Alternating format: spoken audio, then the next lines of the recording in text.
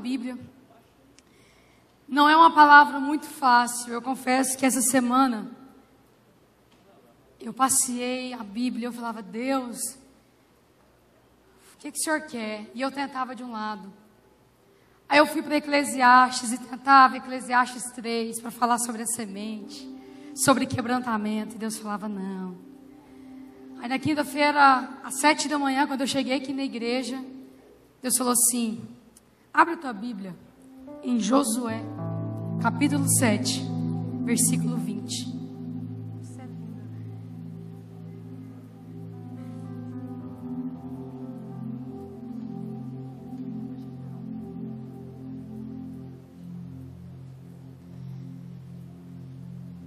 Se eu posso intitular essa palavra, o tema dela é o pecado oculto.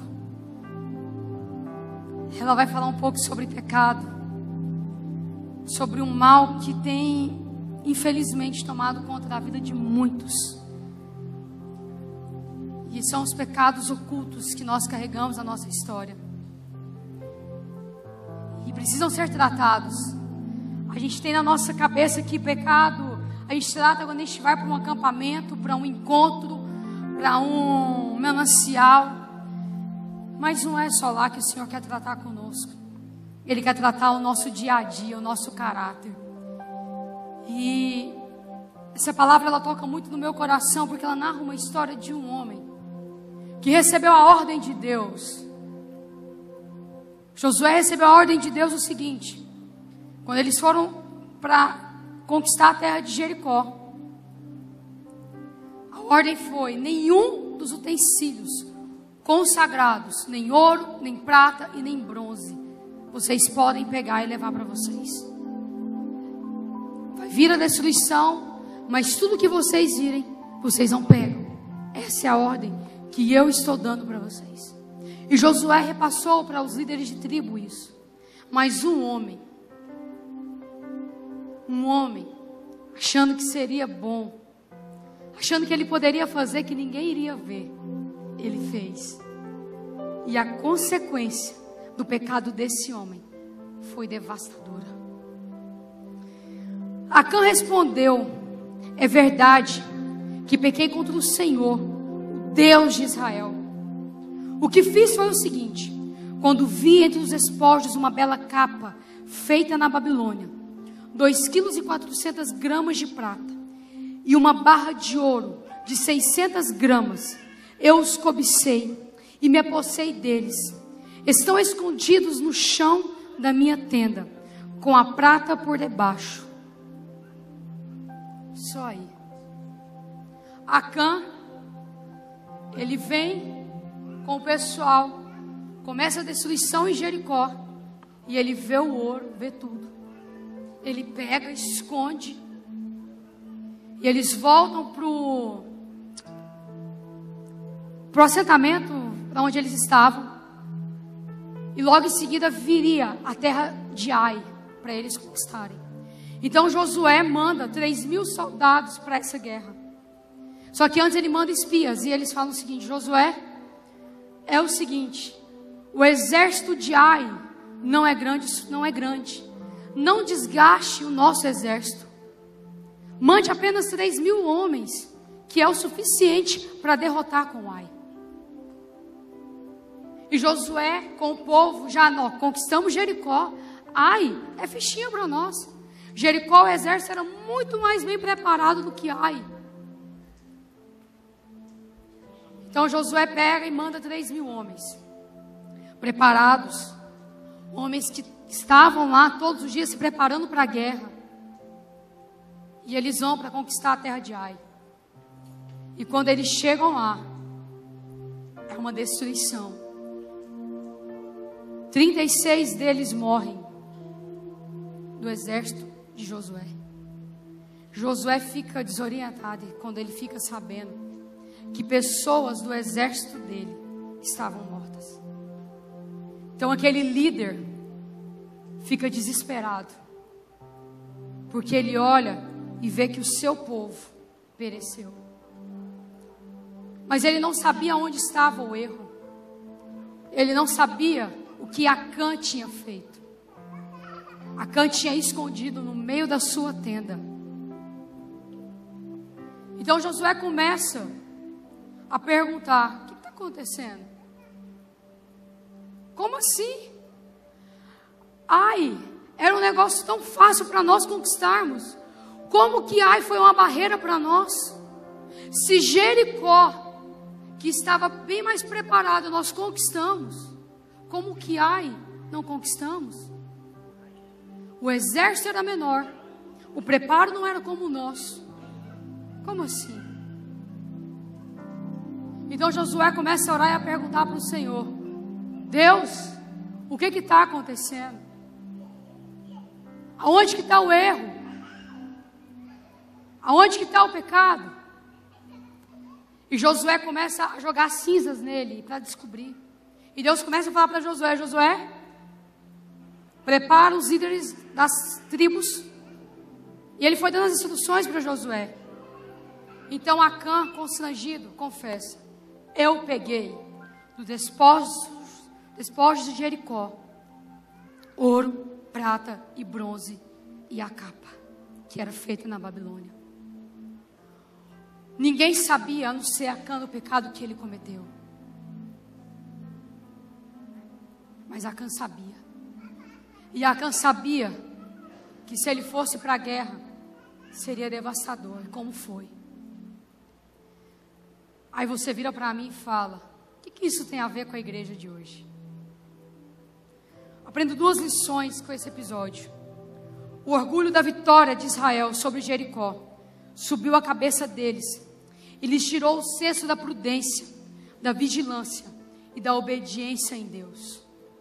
Muitas vezes, quando conquistamos algo, achamos que somos bons o suficiente e perdemos a prudência, perdemos a vigilância e perdemos a obediência.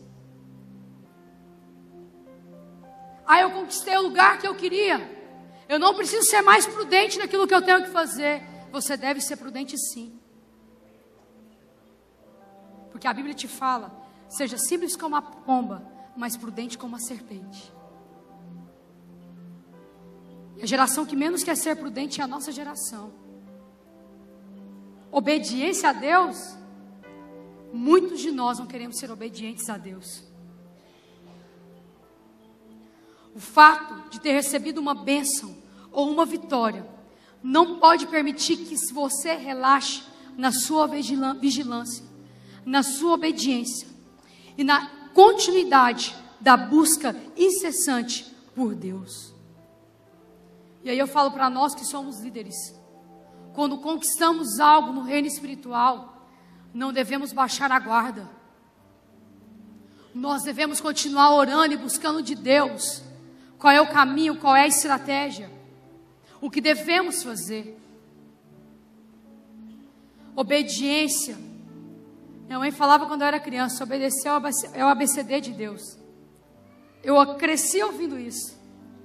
E se não obedecia, apanhava, era corrigido. Há quanto tempo nós não somos vigilantes? Há quanto tempo não queremos mais buscar a Deus? Queremos ir pela força dos nossos braços.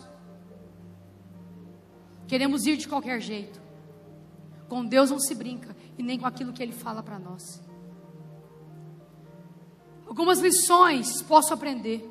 Deus retira ou retém a sua bênção quando há pecado oculto e não tratado no meio da igreja. Acã tinha pecado contra Deus e contra a ordem de Deus. E por conta do pecado daquele homem, todo o exército de Israel foi prejudicado. Pelo pecado de um, todos foram prejudicados. Pelo pecado de um, a sua casa pode ser prejudicada. Pelo pecado de um líder, a igreja pode ser prejudicada. Isso é muito sério, igreja.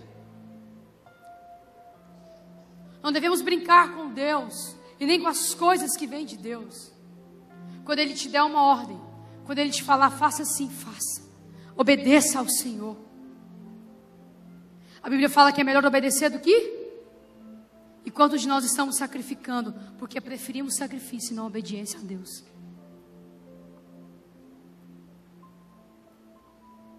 Quantos de nós estamos sacrificando? Porque muitas vezes obedecer a Deus requer de nós renúncia. Requer de nós abrir mão de nossos sonhos, dos nossos planos. Mas obedecer a Deus é melhor. Eu lembro quando meu pai fechou a mecânica.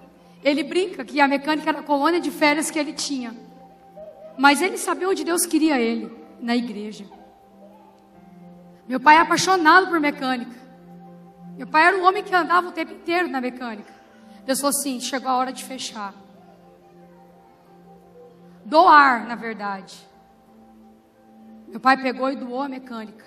Tudo que ele tinha, ele pegou. O que ele mais amava de fazer, ele doou para obedecer à voz de Deus. É melhor obedecer. Quantos estão pecando e está prejudicando? Não estou dizendo a igreja construção. Você é a igreja de Deus. Quantos de nós estamos pecando e estamos prejudicando a igreja, as nossas casas? A igreja sofre o fracasso e as derrotas quando há pecado oculto, camuflado, escondido, não revelado, não tratado no meio do povo de Deus. Os cultos ficam amarrados, o louvor ele vai se arrastando. As pessoas só querem reclamar. Muitos manifestam vontade de parar tudo, de desistir, de ir embora, de sair da igreja. As orações não sobem. Aonde está o erro? Eu estou dando uma palavra de reflexão para nós também que somos líderes. O pecado precisa ser exposto.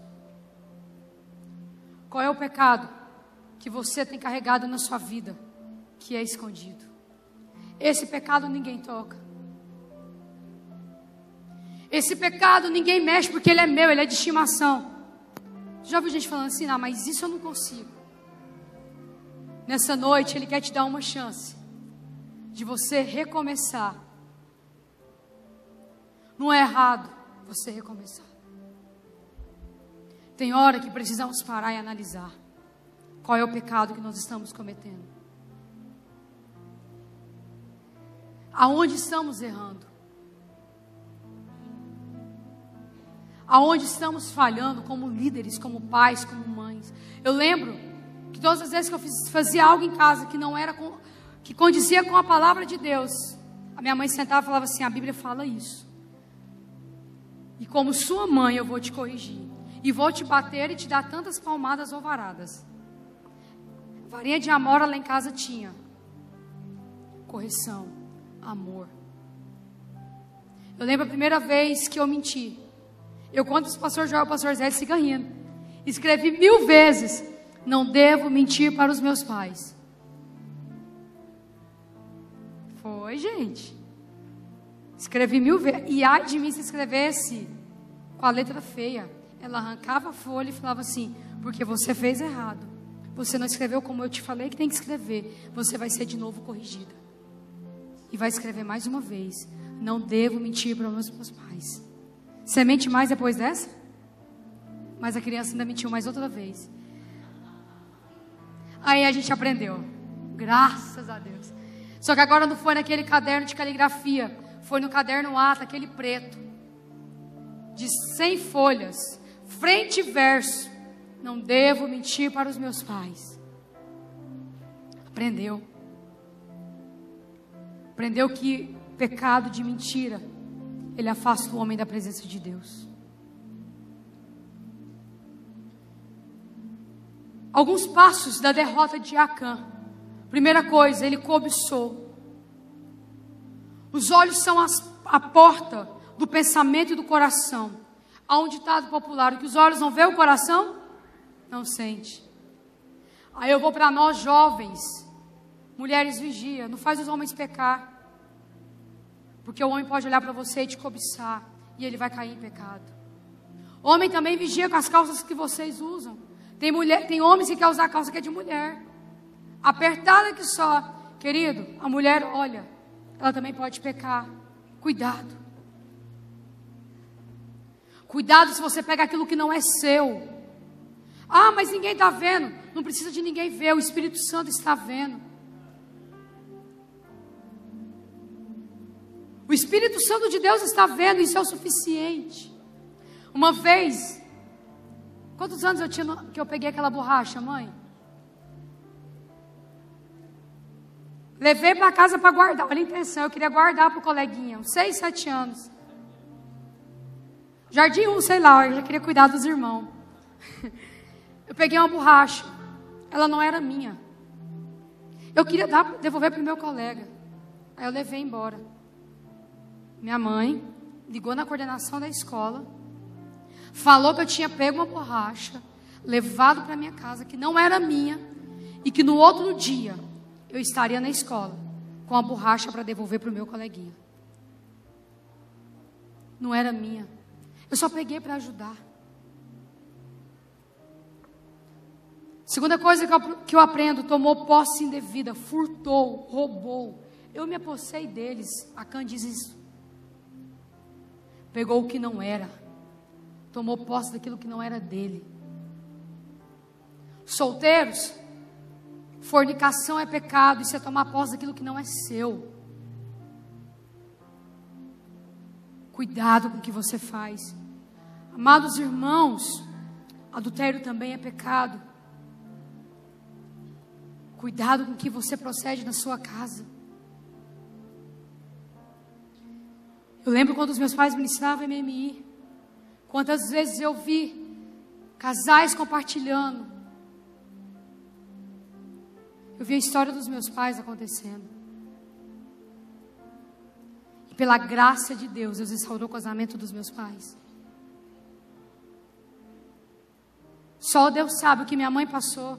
Isso aí, quando ela vinha, ela conta testemunho para vocês. Tomar posse daquilo que não é seu. Queridos, a não entrega do dízimo são posses indevidas. Você está roubando de Deus quando você não é dizimista. Entrega ao Senhor aquilo que é dele, não é teu.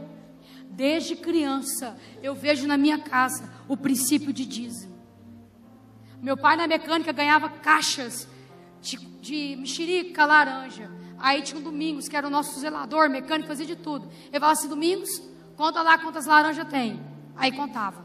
Tira 10% agora e sai distribuindo aí para os meninos. Ele dava o dízimo da laranja que ele ganhava. Até hoje é assim. Presente de aniversário.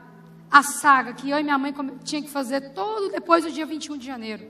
Ir no shopping, descobrir o preço dos presentes que ele ganhava, para passar para ele dizimar o presente. É assim até hoje a saga. E não conta para ele que você vê o valor, não. Eu quero dizimar porque não é meu. Foi Deus que usou o irmão que me deu. Então eu vou devolver o dízimo daquilo que eu ganhei.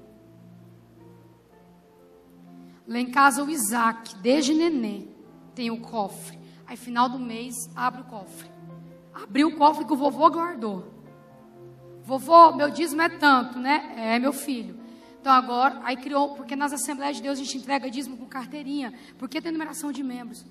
Meu pai teve que criar um número de matrícula para o Isaac, para toda Santa Ceia ele ir lá e dizimar. Sabe por quê? Ensina a criança no caminho que deve andar, para mais tarde não desviar dele. Ensina ele o que é fidelidade, o que é de Deus, o que é seu é seu. Aí eu te faço uma pergunta: dá para esconder pecado de Deus? Alguns exemplos de pessoas que se esconderam. Adão e Eva. Quando Adão peca, ele se esconde.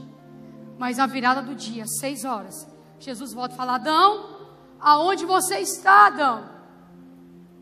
Que Adão está escondido com vergonha porque ele pecou. Ele pecou. Ele se escondeu de Deus. Ananias e Safira roubaram de Deus. E porque eles roubaram, foram mortos.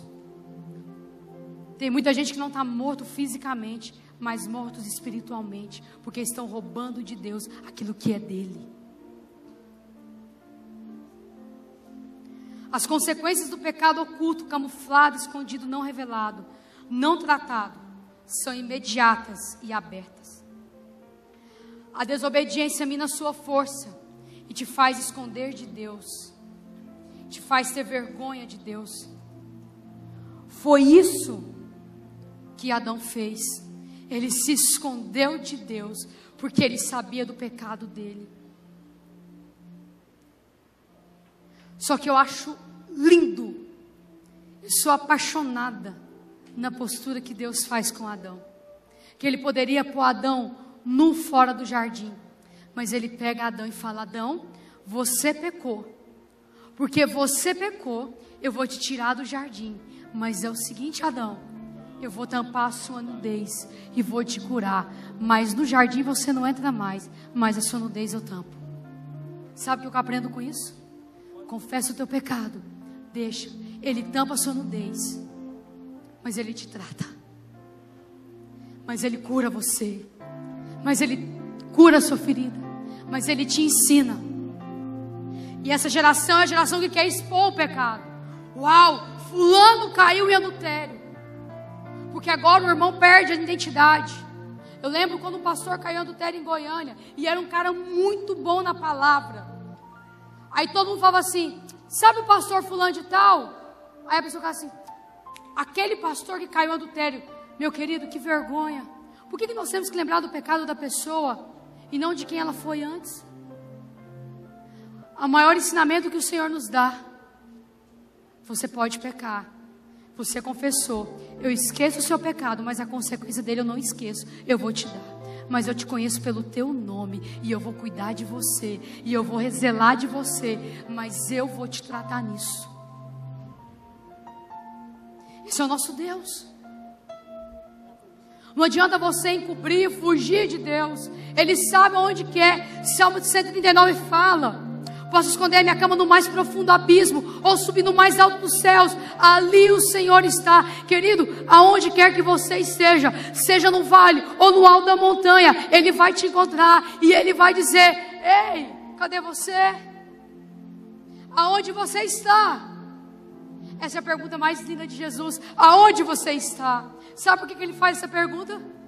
Porque eu ainda quero relacionar com você, e aonde você estiver, eu vou lá te buscar, eu vou te resgatar, mas eu vou te curar, e vou te dar uma nova chance de caminhar comigo, junto comigo, e te devolvo a honra, porque o nosso Deus é Deus de honra.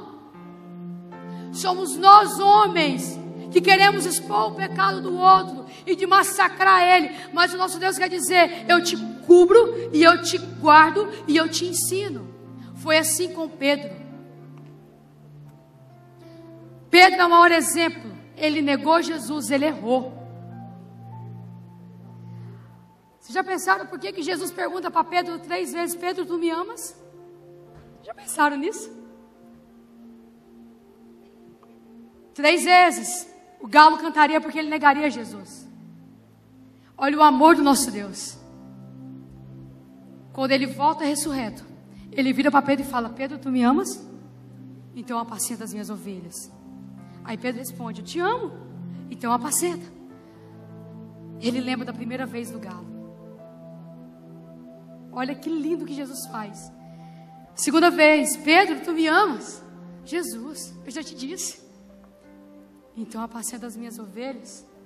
A terceira vez, eu acho que cai na cabeça de Pedro o seguinte: pá, Ele está me lembrando de quando eu o neguei, mas agora Ele está me lembrando que Ele vai me usar para apacentar as ovelhas. Então Jesus fala: Pedro, tu me amas? Jesus, o Senhor já sabe, eu te amo tanto. Então Pedro, apacenta as minhas ovelhas. O mesmo Pedro que errou, que pecou, que negou, é o mesmo Pedro que ele edifica a igreja e fala para ele: apacenta o povo que eu escolhi para ser a igreja. Sabe o que eu aprendo com isso, igreja? Você pode errar, você pode cair, mas Ele vai te convidar para andar com você, e Ele vai te devolver a dupla honra e dizer para você o seguinte: se você me ama, você vai caminhar comigo, e aquele pecado não faz mais parte de você, aquela vida de mentira não faz mais parte de você. Mas aí você me pergunta: pastora, como eu faço para recomeçar. Qual é o caminho? O primeiro caminho é o reconhecimento da culpa e do pecado. A confissão. Aquele que confessa o seu pecado e deixa, alcançará a misericórdia. Isso é bíblico. Confessar o pecado e deixar. Quantos de nós não estamos confessando o pecado? E confessar, querido, não é simplesmente, eu vou abrir minha boca, não. É deixar com que aquilo saia do teu coração e você coloque para fora. Conselho, busque pessoas que você confie. Confessa para Jesus. Não é, Jesus, tu sabes, não. Ele quer ouvir da tua boca. Qual é o teu pecado? Confessa. Arrependa. Misericórdia não é receber de Deus o castigo que merece, mas é receber a graça de Deus, que é o favor que você jamais mereceria pelo pecado, mas Ele te dá a misericórdia através da graça. A escandalosa graça dele te alcança. É essa graça. Quando você confessa, deixa, arrepende, Ele fala o seguinte: vindes, voltemos ao Senhor, pois Ele nos despedaçou. Ele fez a ferida e ligará, e andaremos diante dEle. Ele fez a ferida, Ele te fez confessar, abriu uma ferida, uma dor, porque quando você peca, você fere você mesmo. Você abriu a ferida, aí você confessou, Ele pega o bálsamo dele e começa a derramar em você. Há um bálsamo em Gileade, há remédio em Gileade. Ele quer te curar, Ele quer te dar uma nova chance. Ele quer reconciliar com você. Acontece o perdão. Acontece o perdão de Jesus para você. Acontece o perdão dele. Foi isso que aconteceu quando Adão pecou. Ele nos criou para sermos eternos. Eternos. Mas Adão peca no paraíso. Aí, nós perdemos a eternidade. Que nós fomos criados para ela. Veio a morte. Porque em Romanos fala que o salário do pecado é a morte. Mas o dom gratuito da vida vem de Deus. Mas Deus olha e fala assim: eu amo tanto essa criação, para deixar eles mortos nos delitos e pecados deles. Eu os amo tanto. Eu vou fazer algo. Eu vou fazer algo magnífico. Eu vou pegar o que eu tenho de mais precioso. Eu vou pegar aquele que eu mais amo. E vou fazer a minha maior prova de amor pela humanidade. Eu vou entregar o meu filho para religar de novo a eternidade. Então, Ele manda Jesus. Ele manda o teu Redentor, o teu resgatador, aquele que vive, reina, e ao terceiro dia ressuscitou para dizer para mim e para você: olha, filhinhos, se você pecar, você tem um advogado. Isso está em 1 de João. Se você pecar, você tem um advogado. E esse advogado, ele vai interceder por você com gemidos inexprimíveis. Então, filhinhos, recorre para esse advogado, que é o meu filho. Eu entreguei ele para vocês, para te religar comigo. Gente, por um homem entrou o pecado no mundo, mas por um único homem entrou a nossa redenção. Ele nos religou. Adão pecou, mas Jesus nos religou à vida, à eternidade, a uma nova vida com Ele. E como vamos permanecer no pecado, na mentira, na pornografia, na fornicação, no adultério. Queridos, o seu pecado precisa ser revelado. Ele tem uma nova vida para você hoje. Você nasceu de novo. Ele te convidou para andar com Ele. Ele te convidou. E nessa noite Ele fala para você: vem. Vem, filho. Eu quero te dar mais uma chance. Eu quero te dar mais uma chance. Uma chance de recomeçar. E essa chance, pode ser que você não tenha ela mais. Eu lembro quando terminou o acampamento do Respire Vida. E eu ouvi de uma jovem que valeu a pena tudo que nós fizemos naquele lugar. Porque que ela tinha posto um propósito na vida dela. Que aquele seria o último final de semana da vida dela. Mas porque ela foi no Respire Vida, no acampamento, ela pediu perdão para o Senhor. E ela recomeçou. E ela está junto conosco no Respire Vida. Deus está fazendo algo no ministério, gente. Essa semana eu tive o privilégio de orar com uma garota. Semana passada e essa. Que presente de Deus poder cuidar dela. São pessoas que decidiram abrir mão do pecado para viver uma nova vida em Deus. Eu queria te convidar a ficar de pé. Eu não quero saber qual é o seu pecado. Mas antes,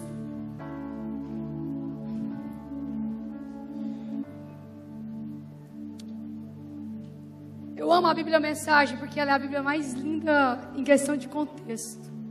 Alguns pastores não gostam dela, mas a escrita dela, ela te leva ao íntimo. Olha o que ela fala em Romanos 5. Todavia, o resgate não é proporcional ao pecado que traz a morte. Se o pecado de um homem deixa multidões de pessoas no profundo abismo da separação de Deus, imaginem a eficácia do dom de Deus derramado por meio de um único homem, Jesus Cristo. Não há comparação entre o pecado que traz a morte, esse generoso dom gerador de vida. A sentença pronunciada sobre aquele pecado foi a morte, mas sobre os muitos pecados que se seguiram veio a sentença da vida. Se a morte obteve supremacia pelo erro de um homem, imagine o que pode fazer o extraordinária recuperação de vida que agarramos com ambas as mãos, esse dom de vida extravagante. Essa restauração total, providenciados pelo homem de Jesus Cristo. Aqui está um resumo de tudo.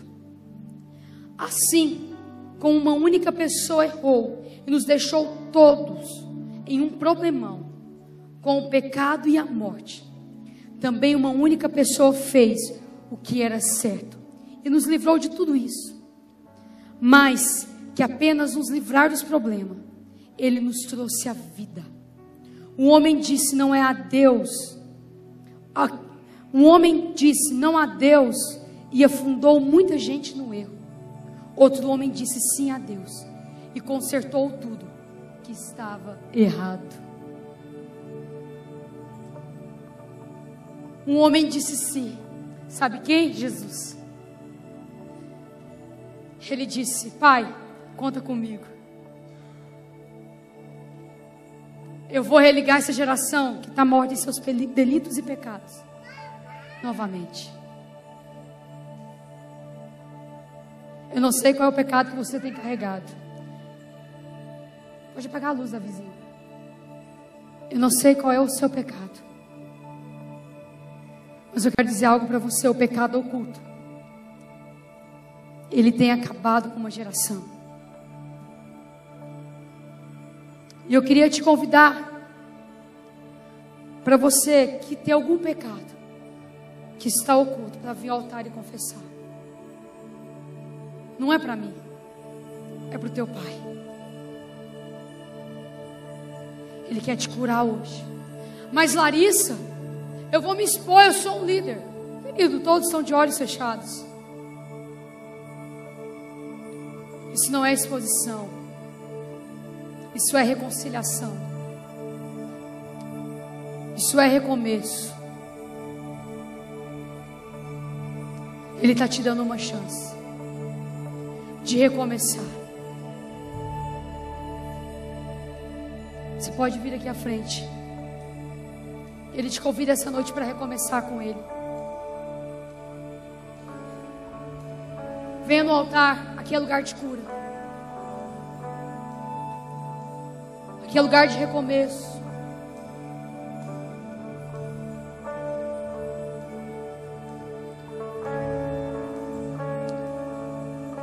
Venha ao altar, aqui é lugar de recomeço, igreja.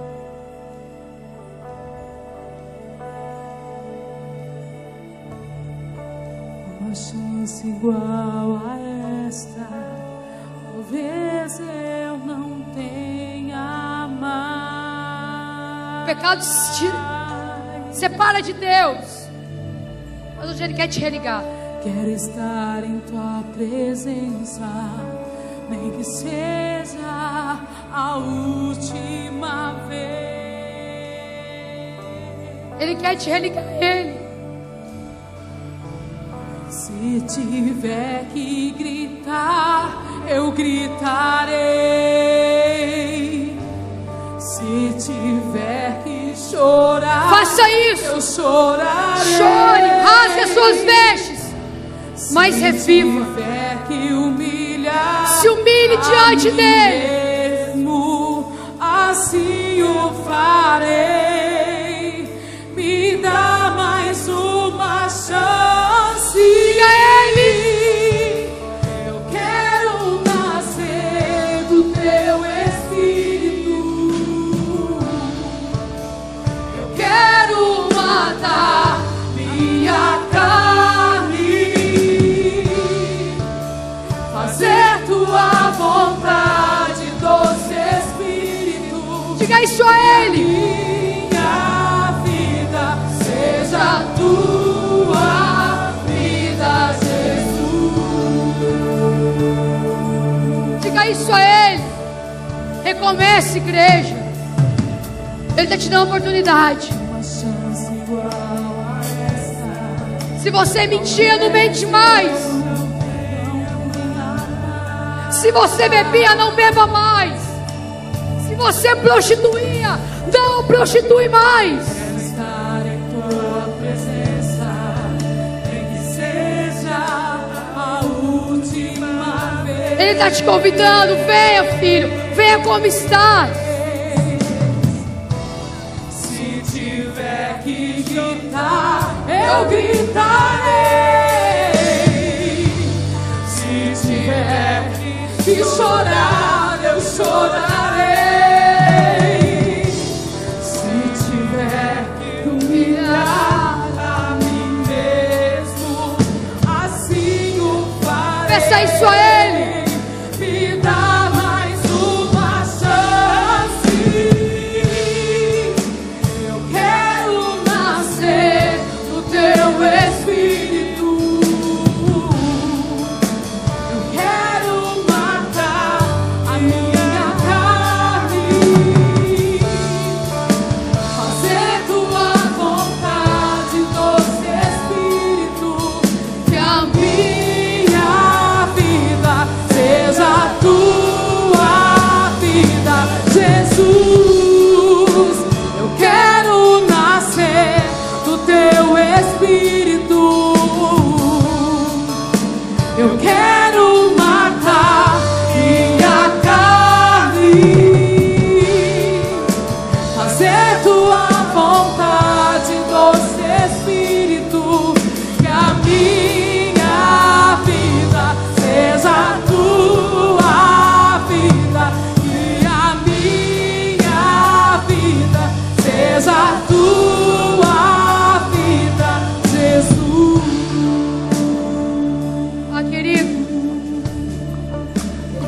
uma nova chance. Uma nova chance de recomeço. Uma nova chance de escrever uma nova história. Eu lembro quando eu escrevi a primeira vez, a segunda. Depois que eu terminei de escrever a segunda vez, nunca mais eu menti para os meus pais. E se tem uma pessoa que odeia mentira, sou eu. Uma vez o ministério que eu liderava começou a me tirar água. Ah, querida, a primeira vez peguei uma menina e falei, vem cá. Chamei quem fez a fofoca, quem fez a mentira e juntei tudo. Nunca mais. Eu vou minar com isso. Isso é um pecado.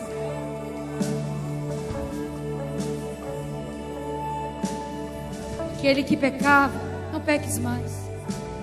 Porque Paulo diz aos Romanos: o salário do pecado é a morte, mas o dom gratuito da vida vem de Deus. Quando eu erro, na mesma hora eu reconheço. Eu sempre disse algo: aquilo que eu falo eu reconheço.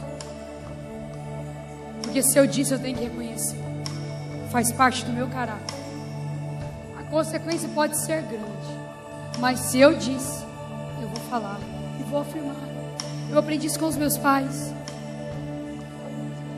Eu quero orar com vocês, queridos, vocês que estão à frente. Mude a rota. Vocês vão ser provados naquilo que vocês estão pedindo perdão ao Senhor. Lembre dessa pedra, para você não tropeçar de novo e cair. Porque se você cair, Ele vai te provar de novo. Eu agradeço todas as vezes que o Senhor me corrigiu, porque Ele me ama e Ele te ama. Estenda suas mãos para cá, vamos orar para esses irmãos que estão aqui à frente. Porque hoje houve cura, houve restauração, houve transformação. Deus encontrou o povo.